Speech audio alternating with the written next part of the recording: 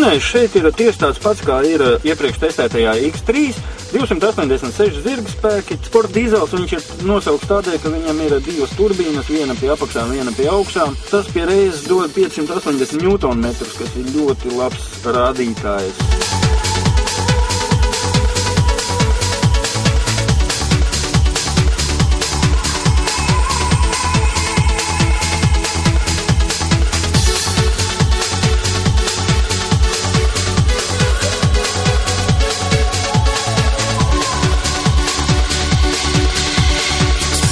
Aizmuguri atpakaļ skata kamera šeit ir ļoti labi uztaisīta. Ja mašīna brauc uz aizmuguri, tiek parādīts jau uzreiz vēlamais un esošais automašīnas trajektorijas virziens, kurš mainās atkarībā no mašīnas atrapšanās un stūres pagriešanas leņķa.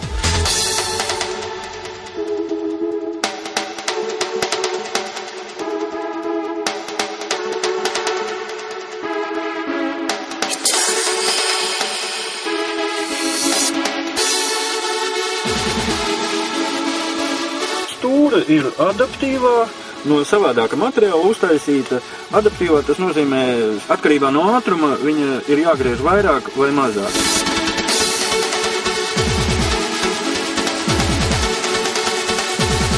Šai automašīnai, tāpat kā tagad pēdējā laikā BMW taisa, nav temperatūras rādītāji uz mērinstrumentu paneļa, jo BMW acīm redzot uzskata, ka mašīna ir domāta tieši priekš vadītāja, un kā iesēdies, ieslēdz mašīnu, tā arī sāc braukt. Protams, automātiskā ātrumkārba neļaus pārslēgties otrajā ātrumā. Cilvēkam nav jāinteresējas, mašīna karst, nekarst, braukt var uzreiz, tikko ir ieslēgta mašīna. Tā tas ir domāts un tā tam ir jābūt. Ātrumkārba ir 6 pakāpju. Tā kā jau agrāk pierasts Steptronics, tad principā tas ir tas pats. Sensora vadība viņa ir, jo viņa vienkārši pārslēdzas tikai ar mazām kustībām uz priekšu atpakaļ. Parkinga poga pietiek tikai ar vienu pogas nospiedienu, jau mašīna uzreiz automātiski ir ielikta parkinga režīmā. Tas ir ļoti ērti un nav nekas cits jādomā. Tāpat rokas bremze šeit ir tikai kā podziņa, nospiež un uzreiz parādās uz paneļa, ka ir nospiesta rokas bremze. Jauna sistēma ir pagrieziena rādītājiem, ir sensori pagrieziena rādītāji, kuri darbojas nevis pārslēdzot pozīcijas, bet tikai nospiežot uz vajadzīgo pusi.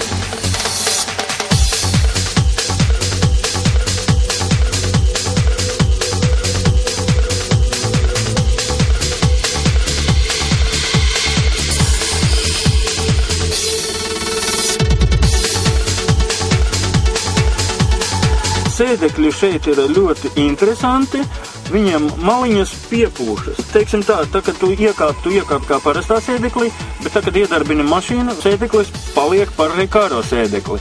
Kā visi zina, kam ir bijuši darīšanas ar Recaro sēdekļiem, ir pagrūti iesaisties. Pēc tam ir ērti. Šeit ir apvienots ērti iesaisties un ērti braukt.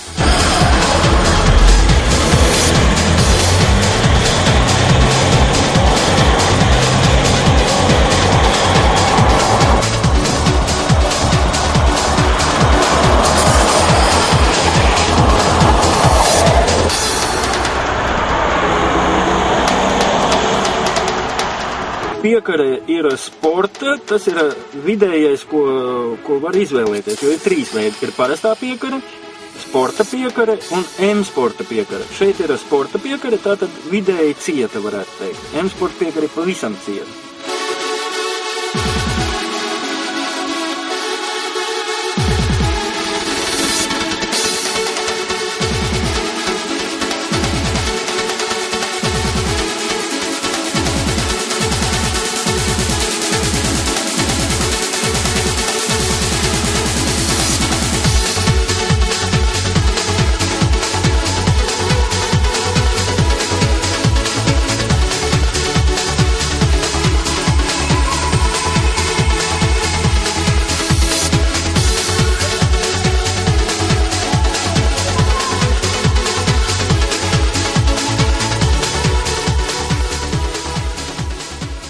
Tā mašīna ir ok, īstenībā salīdzinot ar X3, noteikti izvēlētos labāk šito, jo viņa ir augstāka, lielāka, un, teiksim, piekara ir pacieta, bet, teiksim, ja brauc pa tādu dubļainu ceļu, kā mēs tagad braucām, ja?